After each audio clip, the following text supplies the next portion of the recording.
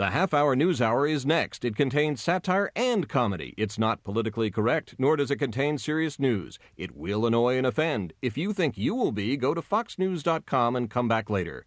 Overly sensitive people, you've been warned. This Sunday, the most eagerly anticipated sporting event of our time.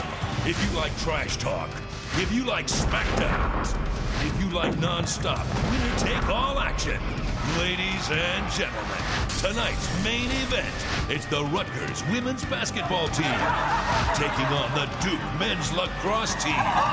Rutgers, Duke, and the ultimate showdown to determine who deserves the biggest apology. You rich bigot creep. You tattooed basketball player. Watch it! It's on this Sunday. The disrespected college girls and the wrongly accused college boys settle this thing the old-fashioned way, once and for all. Rutgers versus Duke. Just $49.95 only on pay-per-view. Operators are standing by.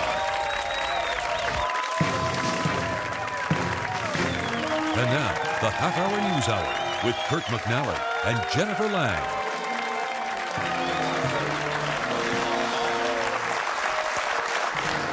Good evening. Welcome to the half-hour news hour, the show that delivers an hour's worth of news in 30 minutes or less, or it's free. I'm Kurt McNally. And I'm Jennifer Lang. The LAPD is investigating a May Day incident during which officers used rubber bullets and pepper spray to disperse a large Hispanic crowd. Protesters claimed that while the rubber bullets were extremely painful, the pepper spray really hit the spot. Gracias. Yeah. Al Gore has been accused of hypocrisy after reports that his Tennessee mansion uses over $1,200 a month worth of electricity. In her husband's defense, Tipper Gore explained that people don't realize how long it takes to recharge him every night. He's a robot. He's a robot. Nicolas Sarkozy is the new president-elect of France. In the aftermath of Sarkozy's victory, 529 people were arrested and 730 cars were torched. The violence finally ended when France surrendered to itself. Yeah. This weekend, the movie Delta Farce, starring Larry the Cable Guy, opened in theaters across the U.S. Today, George Tenet claimed that the White House knew the movie was coming out all along, but refused to do anything about it. A lot of victims. So many victims. In a desperate ploy to boost his flagging presidential campaign, Senator John McCain has just petitioned to legally change his name to Spider-Man. 6 Islamic extremists were arrested this week for plotting a terrorist attack against a U.S. Army base at Fort Dix, New Jersey. Harry Reid responded by demanding an immediate withdrawal of all troops from Fort Dix. That'll settle it. That'll do it. In Mexico City this week, some 20,000 people posed nude for a group photo. Hours after the photo was posted online, American support for a fence along the Mexican border went up to 78%. No masks. In tonight's feature story, sexual harassment. It's been going on in the workplace for years, but now there's a new wrinkle. And here to tell us more about it is our own half-hour news hour correspondent, Jordana Ryan. Thank you. Jordana. Glad to be here. Thank you, Kurt. Jennifer. So, Jordana, what's new in the sordid underworld of sexual harassment? Well, there's been an alarming spike in the number of reported male sexual harassment cases in the workplace, I'm afraid. Oh, now these are instances where men are actually accusing women of sexually harassing them. Yes, that is correct. Okay. The harassment typically begins with a harmless little quip like, hey, Kurt, I'd like to check out your hard drive. That's not funny. No. That's not funny. No, it's really not about funny. It's about power. And the boss knows that employee will keep his mouth shut if he'd like to keep his job. That is appalling. Yes. And verbal harassment often escalates to the physical. Really? Yeah. Really? How would that work? Well, do you mind? Okay, yes. Well, it usually starts out with the old back rub to relieve stress. Get the old kinks out. Yeah, that's disgusting. Indeed it is, because sexual harassment is calculated to control and degrade and demean your victim. I am a victim. Yes. And Kurt? Yeah? You hate this. I do hate this. Okay, exactly what is the purpose of this demonstration we're doing this woman here? is an expert, and we should let her do her job. Yes, well, if the aggressor's behavior does go unchecked, she could, lean over and check out your spreadsheets. Yeah, she would. Yes, and her body would be draped over the victim's, your face pressed against her bosom, her hot breath inches away from your lips. How do you feel now, Kurt? Dirty. I feel dirty. Yes. And pathetic and weak. I think right we get there. it. If you could just move your bosom. You know, from Janet, Kurt's I'm good face. here. I gotta face the bosom. You know what? And that's when she will point up to a ledger and try to get it and slip. Whoops! Outrageous. That is really... I mean, this is awful. I'm gonna report you to Human Resources. Not if you want that promotion, you won't. Oh, I want that promotion. Yeah, you do, baby. I mean, I hate this, and I'm starting to feel ill. I think we get the point. Yes. Well, you know, it is a brand new paradigm, folks. You know, with all the females in the top management positions these days, the man in many sexual harassment scenarios is now a woman. Interesting. Yeah. And I also hear that some of these female aggressors are also victimizing other women. Oh, right? absolutely, Kurt. It happens all the time. Really? Yeah. How would that work exactly?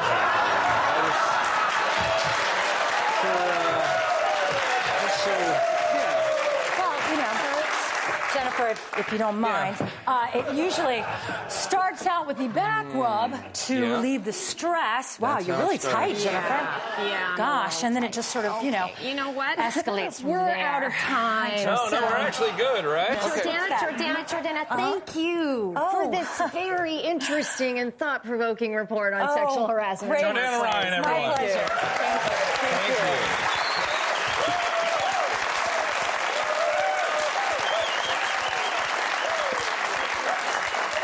That was informative. And we should have her on again, I think. We'll be right back. Very important issue. Do you have a cigarette?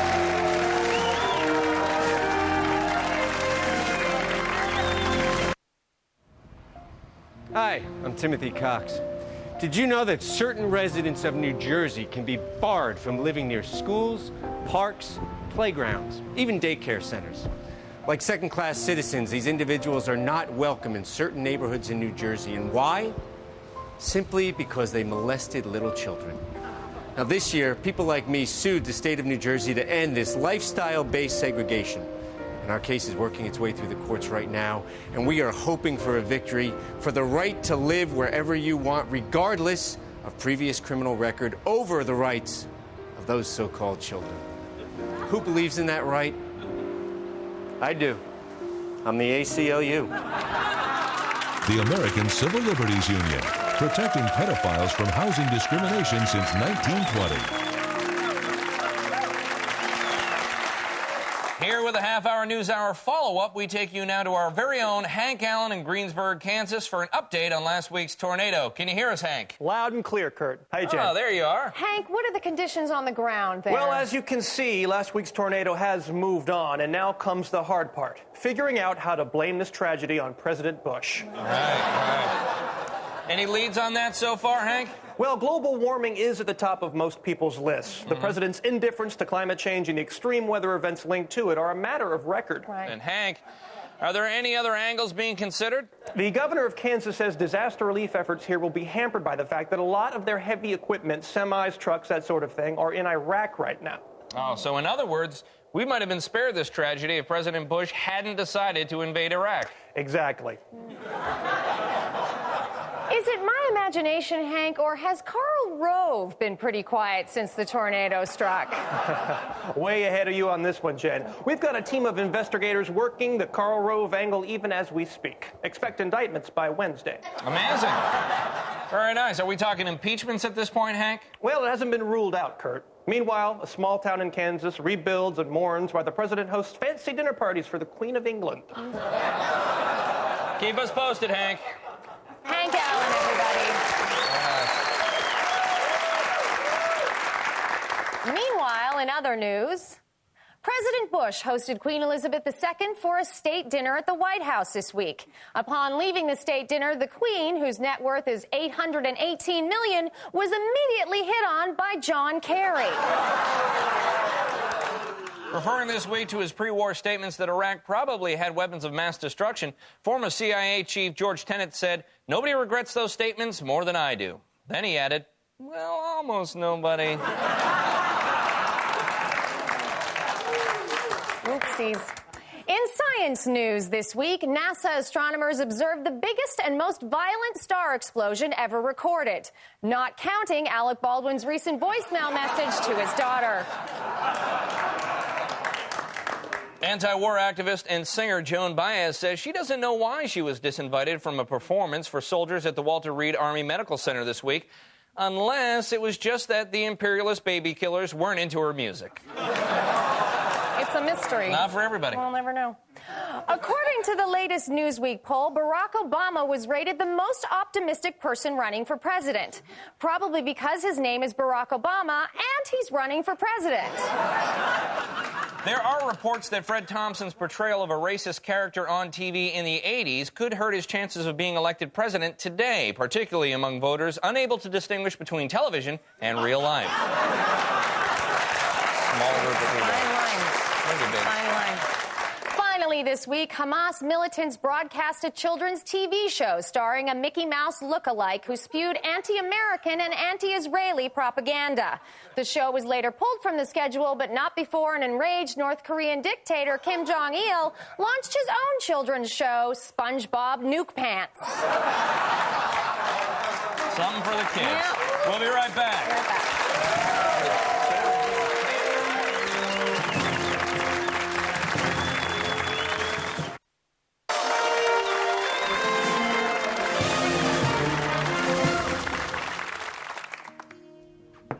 Hey, Marcy. We better get going. We don't want to be late for the Hillary Clinton rally. Oh, I'm still finishing up here, Jan. I'll meet you there. Okay. You're a liberal Democrat, a committed feminist, and you know that America is ready for a woman president. But you're not sure that Hillary Clinton is that woman. You're anxious, conflicted. Maybe you're having trouble sleeping, or you're experiencing mood swings. You want a woman to be president so badly that even Rosie O'Donnell is starting to make sense. If these symptoms sound familiar, you could be suffering from HAS, Hillary Ambivalence Syndrome, an anxiety disorder that affects up to 1 in 3 Democrats. Which is why we developed OxyClinton.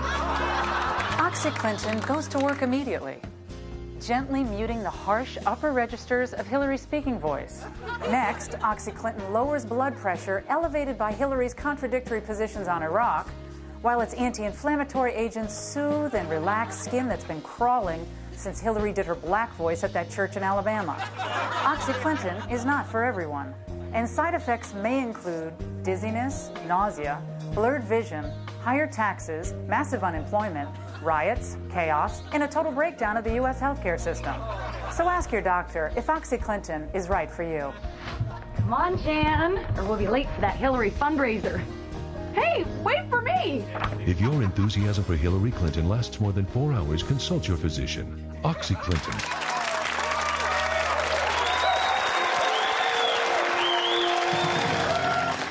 In tonight's Closer Look segment, does being pregnant mean you can't do your job? A New York judge didn't think so and awarded millions of dollars to a group of transit workers because they've been fired for being pregnant. Here to discuss the case is the attorney who represented those ladies, Mrs. Gail Garcia-Taylor. Welcome, Mrs. Taylor.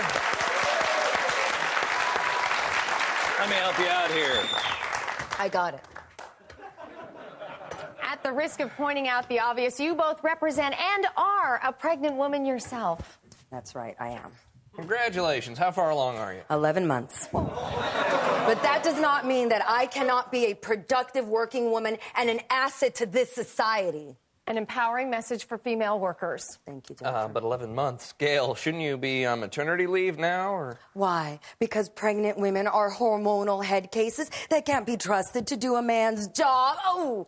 Are you okay? Just a little kick, I'm fine.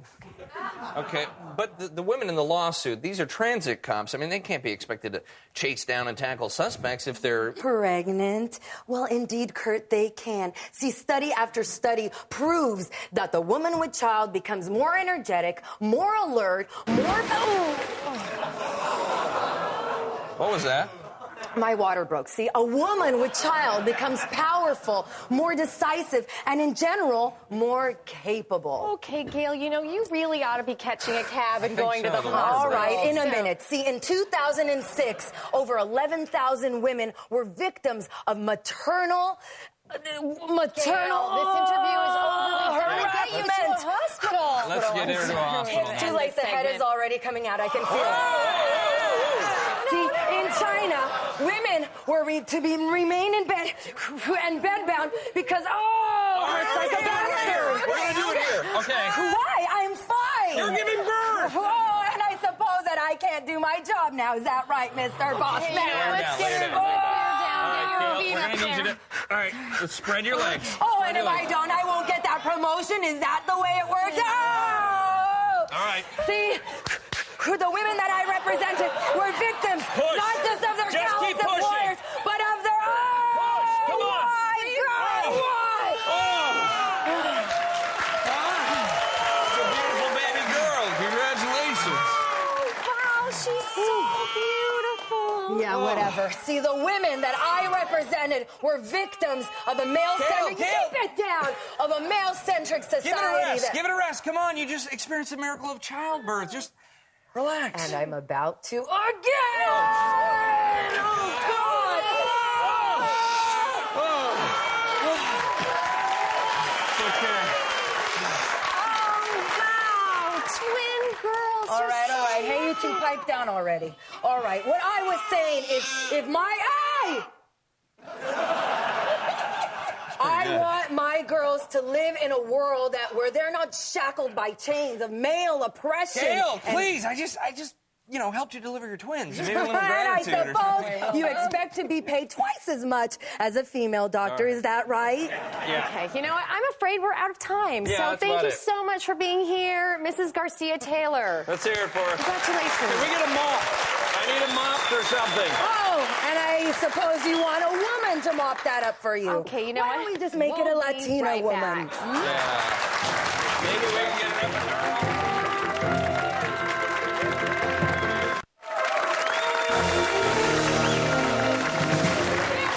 And now it's time for The Buck Starts Here with Dennis Miller.